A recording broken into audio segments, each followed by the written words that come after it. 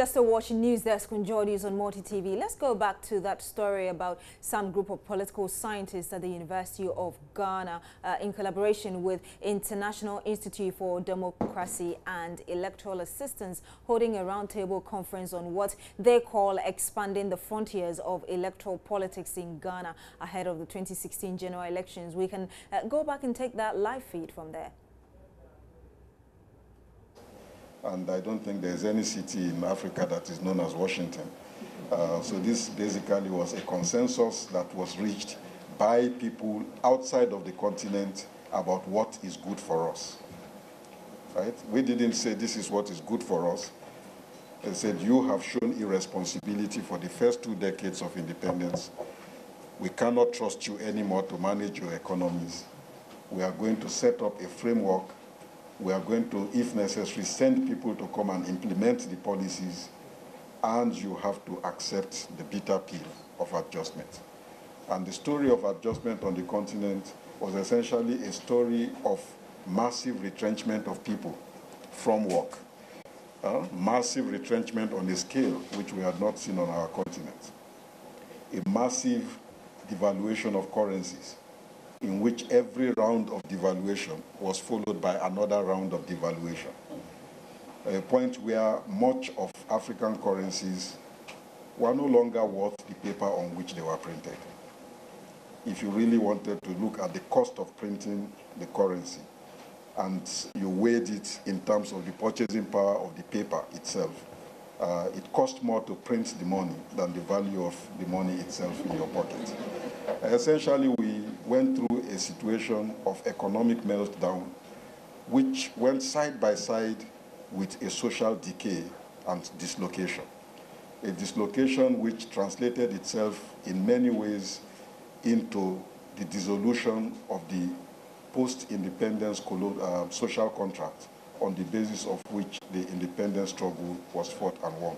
That bargain between state and society, which forms one of the fundamental pillars for the mobilization of legitimacy for governments to govern and do so under stable and peaceful conditions.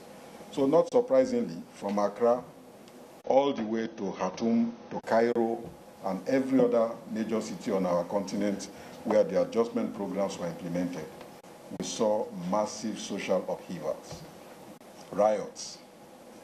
They call them the IMF riots.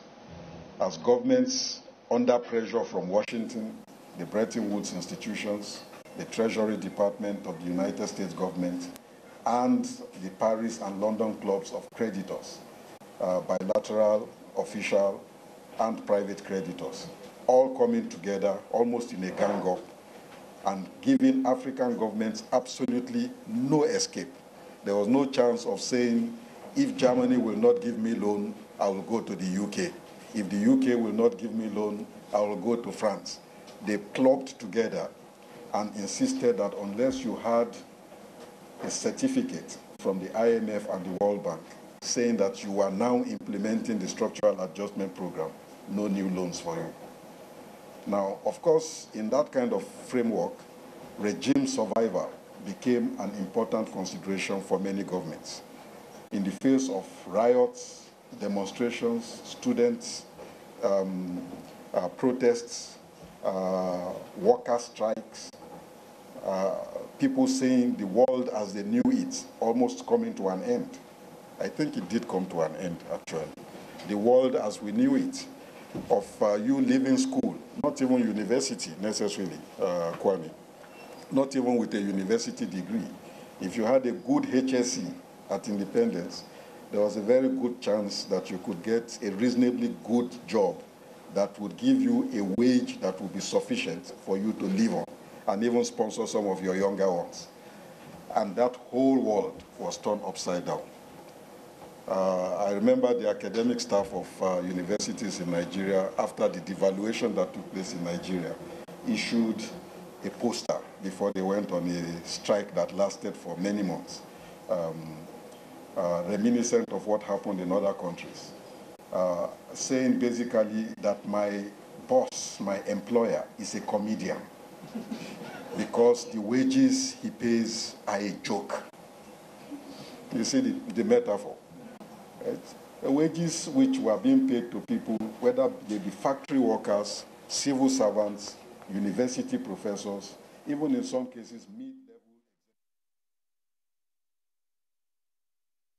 We're watching Professor Adebayo Olukoshi. He is the director at Africa Region International IDEA, sharing some experiences he's had. And of course, he's talking at this program at the University of Ghana, Legon, where a group of political scientists have met to discuss what they call expanding political frontiers ahead of the December polls, which is in 41 days' time. And this is how we end News Desk here on Joy News on Multi TV. My name is Beatrice Sedu. For more news, log on to myjoyonline.com.